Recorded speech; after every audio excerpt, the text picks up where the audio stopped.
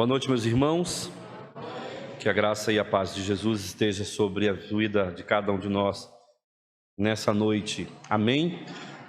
Louvado e engrandecido seja o Senhor pela oportunidade que mais uma vez estamos tendo de nós nos reunirmos para adorá-lo, para bendizê-lo e para ouvir a exposição das Sagradas Escrituras para a nossa edificação pessoal.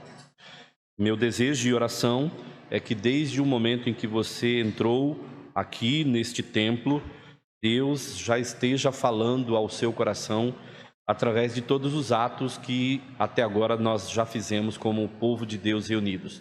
Os cânticos de louvor, as orações, as leituras das porções bíblicas que até agora nós lemos.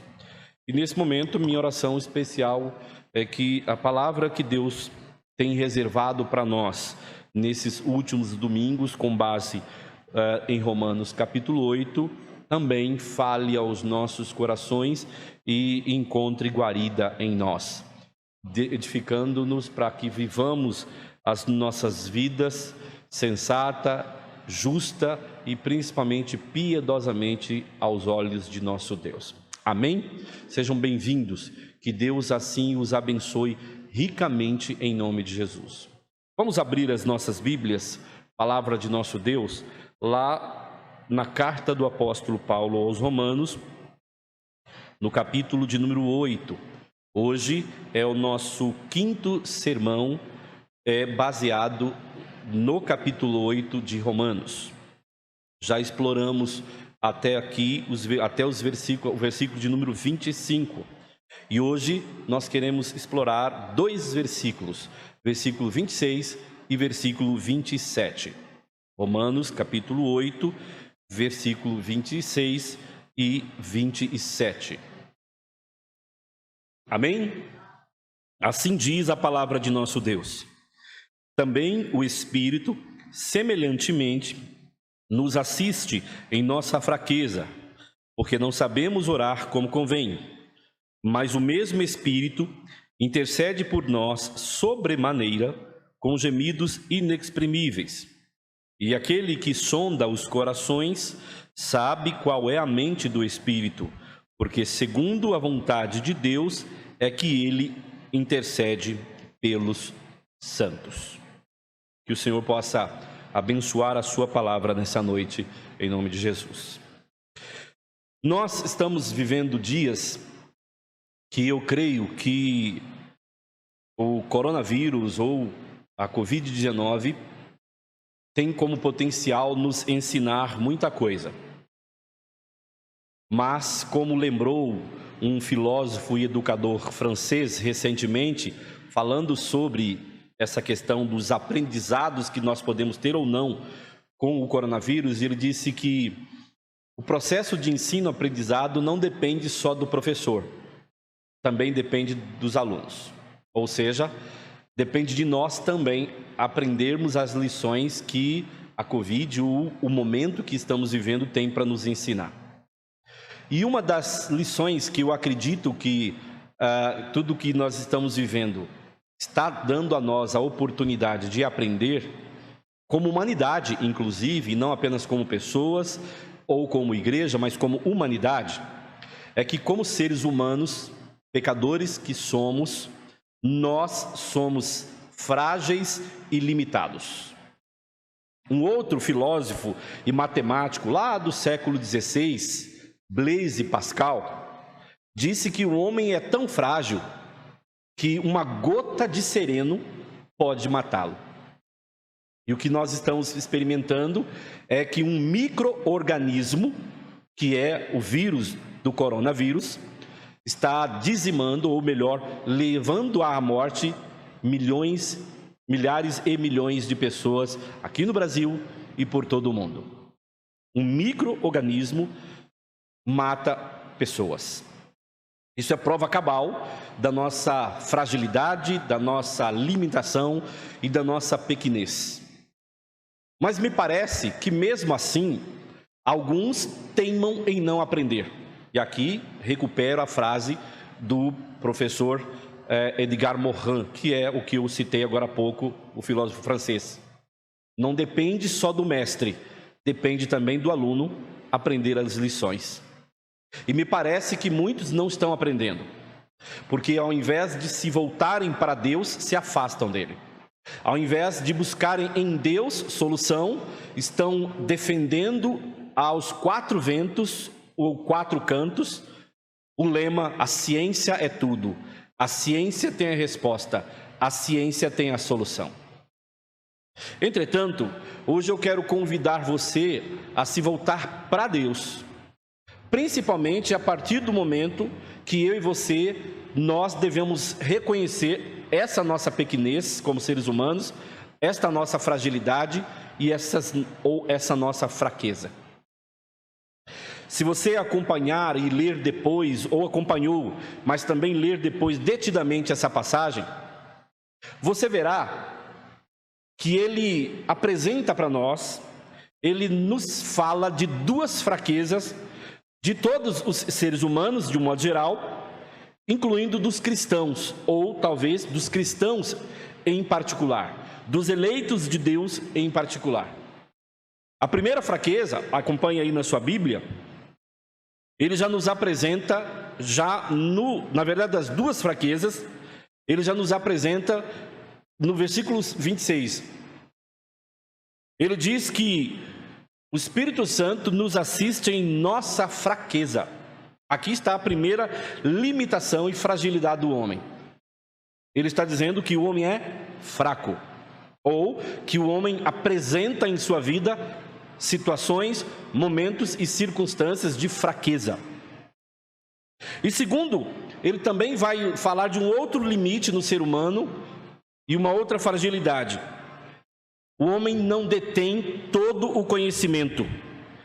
O texto continua dizendo que ele, além de nós sermos fracos ou apresentarmos fraquezas, em alguns aspectos nós somos também ignorantes.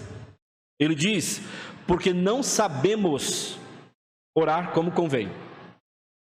Portanto, ele fala de fraqueza e de ignorância. Aqui, ignorância no sentido de desconhecimento.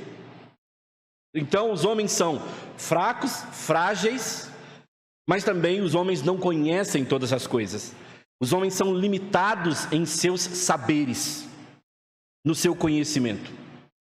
Aqui, é óbvio, ele está falando de um conhecimento em particular, que é o conhecimento da oração, mas nós poderíamos estender esse conhecimento ou essa não completude do conhecimento humano ou não amplitude do conhecimento humano a todas as dimensões que nós vivemos e experimentamos o mundo. O homem não conhece todas as coisas. O homem tem falha em seu conhecimento. E aqui então, o texto logo de cara nos apresenta, como seres humanos, esses dois pontos de fragilidade. Nós somos fracos, em muitas circunstâncias apresentamos situações de fraqueza e nós não conhecemos todas as coisas. Nosso conhecimento também é limitado. Aí, a pergunta que talvez você faça é a seguinte: o que quer dizer cada um desses itens que ele citou como parte das limitações que o ser humano enfrenta? O que são as fraquezas humanas? Fraquezas humanas são tudo aquilo que, em decorrência da nossa pecaminosidade, nós experimentamos na vida. Falamos aqui de fraqueza moral, no sentido de que não vivemos a vida correta. Muitas vezes praticamos o mal que nós sabemos que não devemos praticar e que, inclusive, muitas vezes nós não queremos praticar, mas acabamos praticando. Fraqueza emocional, quantas vezes as circunstâncias de adversidade têm o potencial de nos desequilibrar, de nos abalar. Fraqueza espiritual, às vezes, quando mais deveríamos correr para Deus, nos aproximar de Deus, é nesse momento que nós nos afastamos, nos abatemos, nos desanimamos e desistimos algumas vezes, inclusive, das coisas da fé. Tudo isso mostrando fraqueza dos seres humanos. E toda essa fraqueza, ela é certamente em decorrência da pecaminosidade humana. É óbvio que, como seres humanos, nós também somos limitados por natureza. Mas esses limites por natureza nunca são chamados na Bíblia de fraquezas. Que limites eu estou falando? Nós, seres humanos, não fomos criados para voar. Isso significa que se você pular de um prédio de 20 andares, você vai se esborrachar no chão. Esse é um limite que Deus impôs sobre nós. Nosso corpo não foi feito para esticar como o homem elástico. Tanto que nos séculos 17 e 18, particularmente na Europa, havia um tipo de tortura que chegava até a matar as pessoas, que era exatamente isso, e talvez você já tenha visto isso em filmes de época, onde se amarrava o preso a 4 cordas, cada um em seu braço direito, outro em seu braço esquerdo, uma na sua perna direita, outra em seu perna esquerda, e colocava cavalos para puxar. O que acontecia? Um desmembramento, porque nós, seres humanos, não fomos feitos como homens elásticos, para esticar o nosso corpo. Portanto, isso é uma limitação. Mas não é dessa limitação que a Escritura fala. Aqui ele está falando de um tipo de fraqueza que é limitante por causa da nossa pecaminosidade e é resultado da nossa pecaminosidade. A tristeza, a dor, o sofrimento, a imoralidade, a violência, a apatia, o medo. Tudo isso são fraquezas humanas. E é em razão dessa fraqueza, ou é sobre essa fraqueza, que o texto está nos falando. O texto também fala que nós não conhecemos todas as coisas. E pelo menos de uma coisa nós somos ignorantes. O texto diz que nós não sabemos orar como convém. O que significa não saber orar como convém? Não saber orar como convém significa que muitas vezes nós não sabemos nem orar. Daí a razão pela qual, se você ler capítulo 5, capítulo 6 de Mateus, você verá Jesus ensinando os apóstolos a orarem. Porque um deles perguntou para Jesus: Jesus, ensina-nos a orar. Alguns de nós, até hoje, também não sabemos orar. Ou então, não sabemos orar pelo que convém, porque nós não sabemos orar adequado, não sabemos pelo que orar. Sabe que tem certas situações que você não sabe exatamente o que é que você quer na oração? Se você ainda não passou por isso, certamente haverá de passar. Essa confusão que muitos de nós enfrentam de não saber exatamente o que quer da vida. E aqui eu me lembro de um filme, O Todo-Poderoso, com Jim Carrey, que ele diz que ele quer ser Deus, porque ele não entende a forma como Deus lida com as coisas. Deus tira uma semana de férias e coloca ele no lugar. E uma das primeiras coisas que ele faz é atender às orações de todo mundo. E o mundo vira um caos porque ele atendeu às orações de todo mundo. Só que ele ficou depois disso sem saber o que fazer. Ele chama por Deus, Deus aparece para ele e ele diz: Deus, eu não entendi por que é que o mundo virou um caos se eu atendi os pedidos de todo mundo. Se eu fiz o que eles queriam. E aí o personagem de Morgan Freeman, que é o personagem de Deus, diz assim: e desde quando ele sabe o que querem? Muitas vezes nós não sabemos exatamente o que nós queremos pedir em nossas orações. Portanto, orar, não saber orar como convém, significa não saber orar. Por que orar? Pelo que orar? Também orar, não saber orar como convém, significa que nós, muitas vezes, em nossas orações, não sabemos conformar, ou as nossas orações, ou pedidos, ou anseios, eles não estão de conformidade com a vontade de Deus. Tiago, no capítulo 4, diz exatamente isso.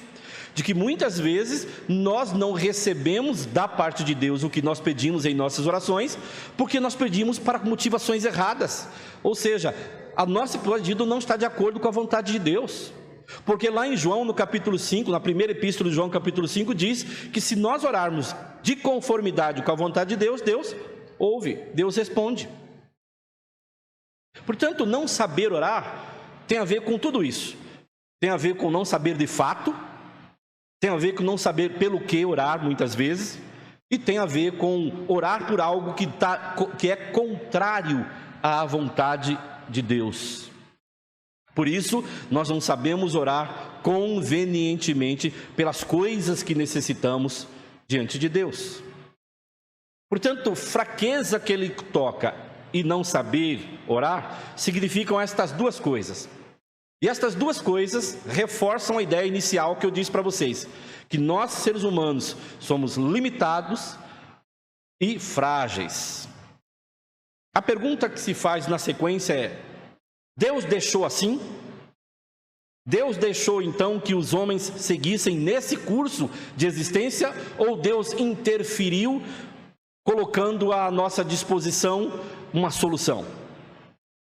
O texto vai nos dizer que Deus interferiu.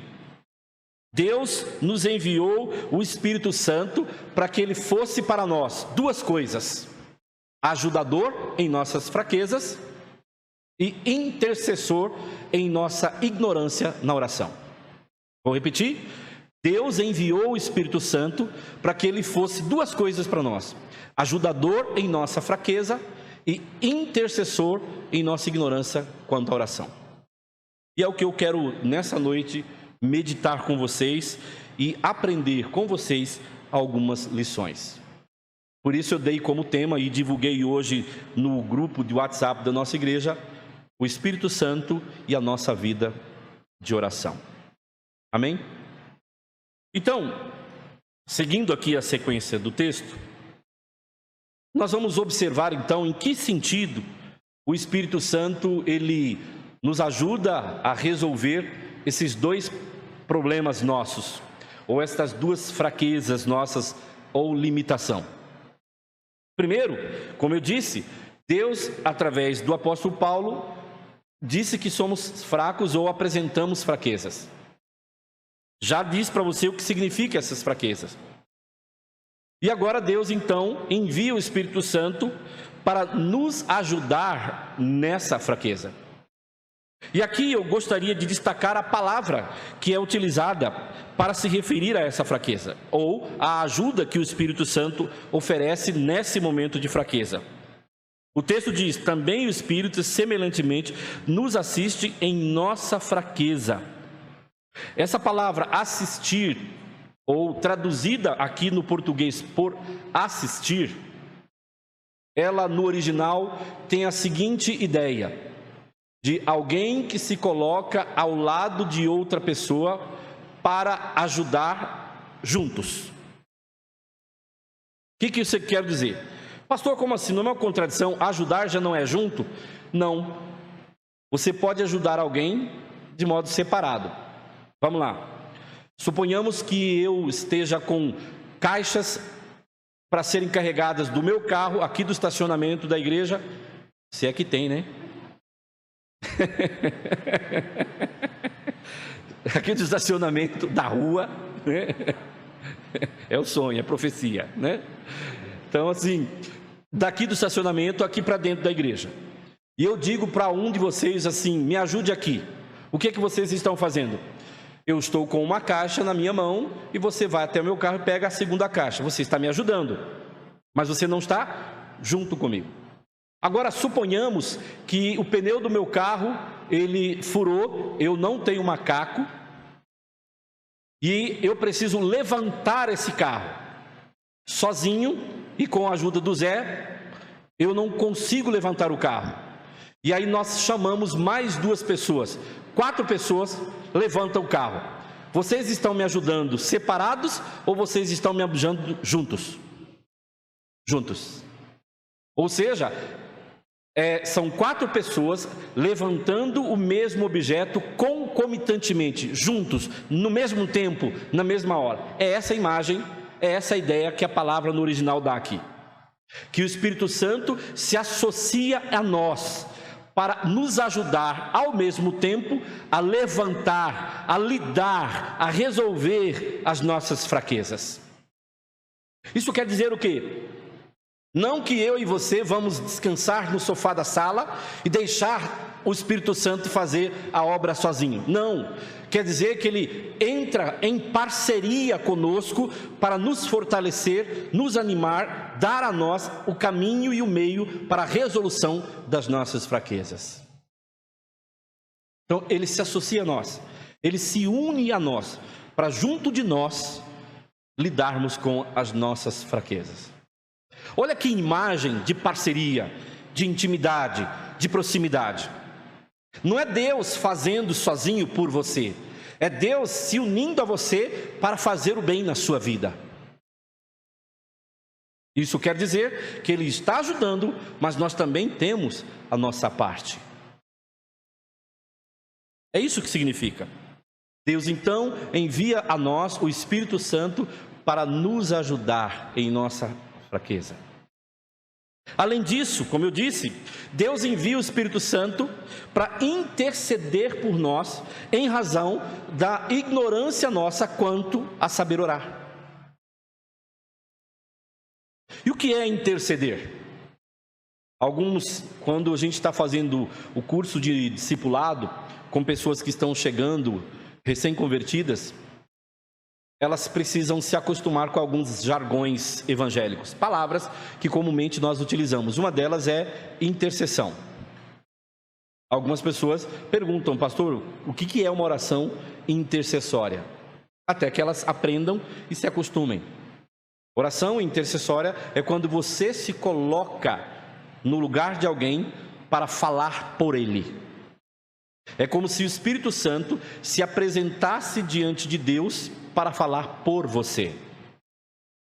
E o mais maravilhoso nas Escrituras do Novo Testamento é que a Bíblia vai dizer que não apenas o Espírito Santo intercede por nós no momento de oração, mas o próprio Cristo. Nós, na verdade, temos dois intercessores. Quer ver? Abra aí, aqui mesmo em Romanos capítulo 8, versículo de número 34. Romanos 8, versículo 34.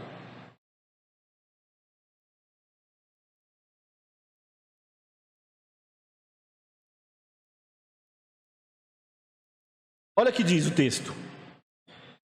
Quem nos condenará é Cristo Jesus, quem morreu, ou antes, quem ressuscitou, o qual está à direita de Deus e também intercede por nós. Viu a palavra? E também intercede por nós? Porque Paulo já havia acabado de dizer no versículo 26 que o Espírito Santo intercede por nós. Agora ele diz, e também Cristo intercede por nós. Portanto, irmãos, como eleitos de Deus, como crentes no Senhor Jesus, nós temos as duas pessoas da Trindade, o Filho e o Espírito Santo, o tempo inteiro, estando na presença de Deus, intercedendo por você, pedindo a Deus que lhe faça o bem. E não só quando você precisa de algum tipo de situação e necessidade, mas até mesmo quando você peca. Se você for para 1 João capítulo 2, verso 2, lá está dito que nós temos um advogado junto ao Pai quando pecarmos, para que possamos pedir a Ele, e Ele vai pedir ao Pai para nos perdoar os pecados. E mais, em sua última oração aqui na terra, ou uma das últimas orações que Jesus fez na terra, não a última, foi uma das últimas, mas não a última foi na cruz. Jesus orou pela sua igreja e pediu em favor da igreja, João capítulo 17. Portanto, a Bíblia fala que Cristo e o Espírito Santo, as duas pessoas da Trindade, estão intercedendo por você, estão pedindo ao Pai continuamente, frequentemente, por você e pelo seu bem, rogando que o Pai cumpra em você a vontade santa, boa e perfeita dele. É isso que o texto está nos revelando. Portanto, meus irmãos, nós somos limitados como seres humanos, fracos, frágeis e muitas vezes ignorantes, não sabemos de tudo. Entretanto, Deus, principalmente para com o seu povo eleito, resolveu sanar essas duas limitações. através da obra do Espírito Santo. Ele enviou o Espírito Santo para operar em nós, nos ajudando em nossa fraqueza. Ele enviou o Espírito Santo para nos ajudar a orar e para interceder por nós. Assim como também o nosso Salvador Jesus Cristo continuamente faz na presença de Deus. Pastor, o que isso traz de positivo e pode nos ensinar? Eu quero explorar com vocês aqui 5 lições. A primeira delas é a seguinte: nós podemos ser fracos e virmos a fraquejar em algum momento da nossa vida ou por alguma circunstância, mas nunca devemos perder de vista que o Espírito Santo está aí para nos ajudar. Vou repetir: nós podemos ser fracos ou fraquejar em algum momento da nossa vida ou por alguma circunstância, mas devemos nos lembrar ou não esquecer que o Espírito Santo está aí para nos ajudar. Nunca perca isso de vista. É o que a palavra de Deus está dizendo. Deus sabia que você era fraco. Deus reconhecia que situações em suas vidas que vocês enfrentariam gerariam em vocês fragilidade. E Deus deu a você o Espírito Santo para te ajudar. Segundo lugar, nós de fato não sabemos orar como convém e talvez nem sequer saibamos orar de qualquer forma. Porém, nunca deve ser desculpa.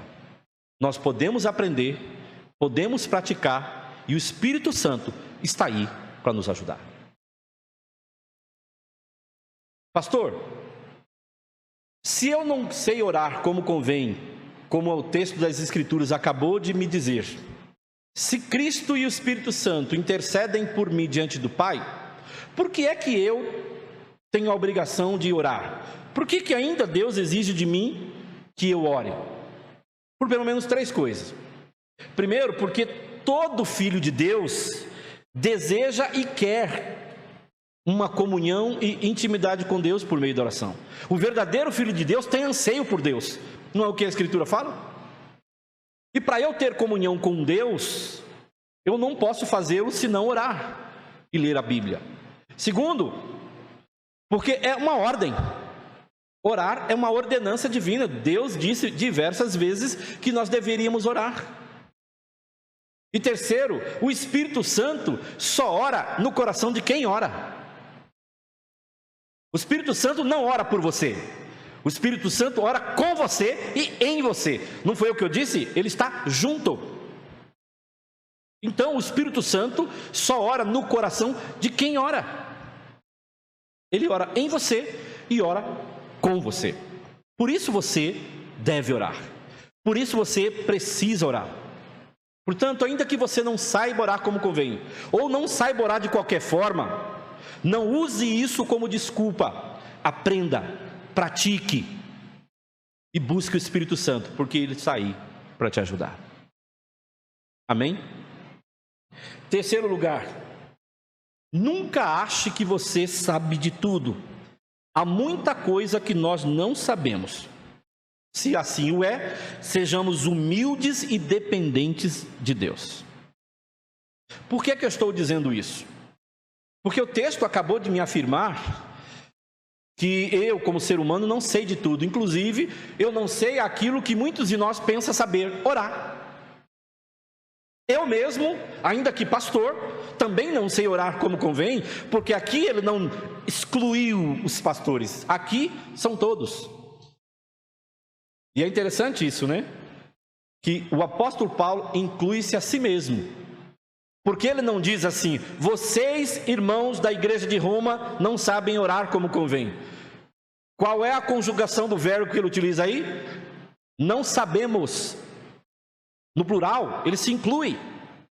Nós não sabemos.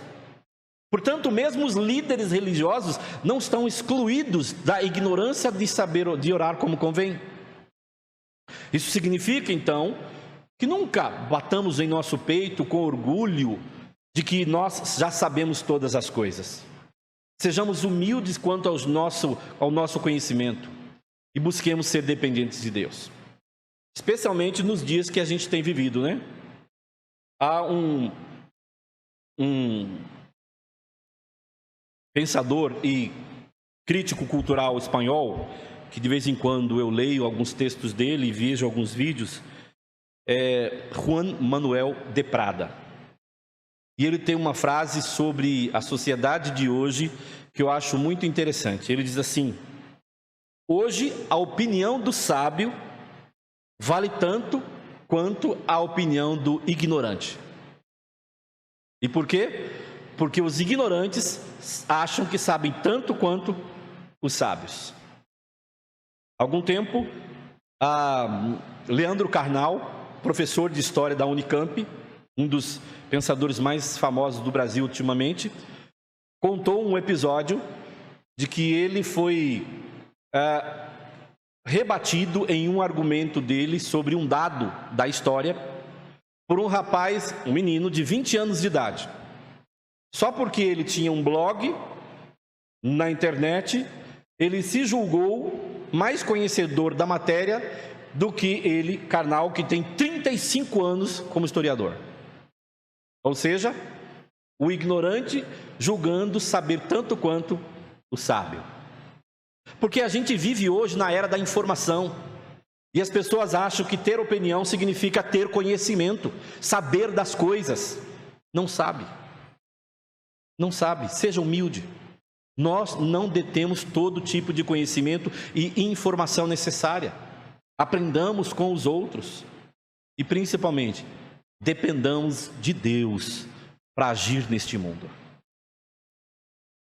Quarto lugar. Lembre-se que Cristo e o Espírito Santo estão constantemente intercedendo por você e a seu favor. Nunca se esqueça disso. O texto está nos ensinando que Cristo e o Espírito Santo estão constantemente na presença do Pai, intercedendo por você, falando a Ele em seu favor, no seu lugar, para o seu bem. Eu acho que ouvir tais palavras, elas só despertam o meu coração para ter uma maior intimidade com este Deus. Afinal, eu estou acabando de descrever um Deus que se preocupa tanto comigo, que é capaz de chegar na presença do Pai e pedir incessantemente para que o Pai faça para comigo o bem. Veja como Deus que nós cremos, Ele é íntimo de nós, se dedica a nós e está ansiosamente preocupado conosco, a ponto de insistentemente, continuamente interceder por nós. Nunca perca isso de vista.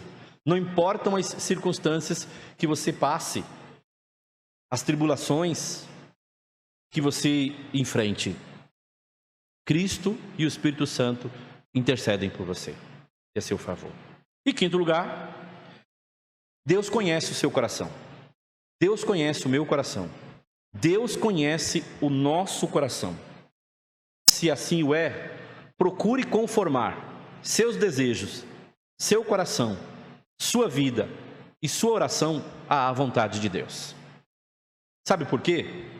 Porque o Espírito Santo, atuando em você, no momento da oração, ao interceder a seu favor, Ele não faz segundo o seu próprio desejo. Ele não faz cumprir o seu desejo, mas Ele o faz segundo a vontade de Deus. Não é isso que diz o verso 27? Olha aí, Romanos 8, 27. E aquele que sonda os corações, portanto, Deus conhece o nosso coração. Deus que conhece o nosso coração, conhece a mente do Espírito. E sabe que o Espírito intercede por nós segundo a vontade do Pai. Portanto, quando o Espírito de Deus, ele está em intercessão, ele está ajudando você em suas fraquezas, ele não está ali fazendo a sua vontade somente, ele não está ali fazendo a nossa vontade, ele está ali fazendo a vontade do Pai. E Tiago já nos disse que muitas vezes nós não recebemos o que pedimos, porque não estamos pedindo segundo a vontade do Pai. Então, o que nos resta fazer é conformar nossos desejos, conformar nosso coração, conformar nossa vida, conformar nossas orações com a vontade de Deus. Quando você então estiver em oração, duvidoso a respeito do que pedir, de como pedir e de como orar, pergunte diante de Deus e para si mesmo, se o que você está pedindo, se os seus anseios, se a inclinação da sua vida e do seu coração, ela se ajusta com a vontade de Deus ou não. Eu acho que eu já contei aqui essa história. Há alguns anos, pastoreando uma igreja em Mato Grosso, uma pessoa que começou a frequentar a nossa igreja contou para mim um episódio que uma amiga dela passou. Essa pessoa estava frequentando ou frequentou num dado tempo a Igreja Universal do Reino de Deus. E essa pessoa, quando frequentou a igreja, ela estava tendo um caso com um homem casado. E ela se apaixonou por esse homem casado. E num dia ela estava muito ansiosa, porque eles haviam tido algum tipo de conflito. Ela o pressionou a decidir pela esposa ou por ela. E ela então ficou muito aflita, resolveu conversar com o pastor, o obreiro lá da igreja, a respeito do que ela deveria fazer sobre isso. E ela então, na conversa, pediu ao pastor que orasse por essa situação toda. E nesse momento, todos nós imaginaríamos que o pastor diria para ela: minha irmã, sai fora disso, você está pecando, isso contraria a vontade de Deus, isso é pecado contra a lei de Deus. Todos nós diríamos isso, ou pelo menos parece ser lógico e bíblico que assim o fosse. Mas o pastor disse para ela o seguinte, o obreiro, disse que se ela amava muito o rapaz e que era isso que o coração dela pedia, que ela orasse a Deus e esperasse para ver a resposta de Deus. Isto quem me contou foi a amiga dela, que começou a frequentar a nossa igreja naquela época. É óbvio que Deus não atenderia tal pedido, porque ela é frontalmente contrária à vontade de Deus. Mas a pergunta que eu faço é: será que você, de maneira mais tranquila, menos chocante, também não está cometendo o mesmo erro? Querendo coisas, desejando coisas que está contrária à vontade de Deus? Pensando coisas que não agrada a Deus? E ainda assim você insiste em suas orações? Portanto, conforme a sua vida aos propósitos de Deus, à vontade de Deus. Até porque Ele que sonda o coração sabe exatamente o que você tem no seu coração, as motivações que você tem e o desejo que está lá. Não adianta esconder. Amém? Para concluir então, irmãos, eu quero dizer o seguinte: ainda que nós sejamos fracos, frágeis e limitados como seres humanos, e mesmo nós, crentes no Senhor Jesus, que já experimentamos pela graça mediante a fé, a redenção, a regeneração, ainda assim partilhamos dessa fraqueza. Deus nos ofereceu a obra e a presença do Espírito Santo para minimizar ou para sanar essas nossas limitações. O Espírito Santo atua em você, o Espírito Santo atua na igreja como seu ajudador. O Espírito Santo atua em você, o Espírito Santo atua na igreja como seu intercessor.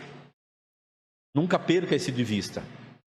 Se você não sabe orar como convém, pratique, aprenda. O Espírito Santo vai te ensinar.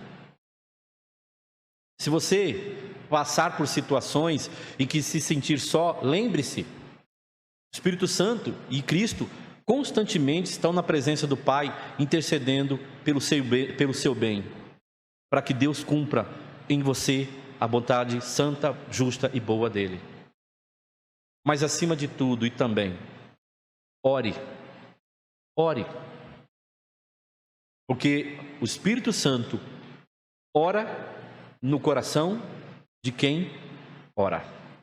O Espírito Santo não ora por nós somente.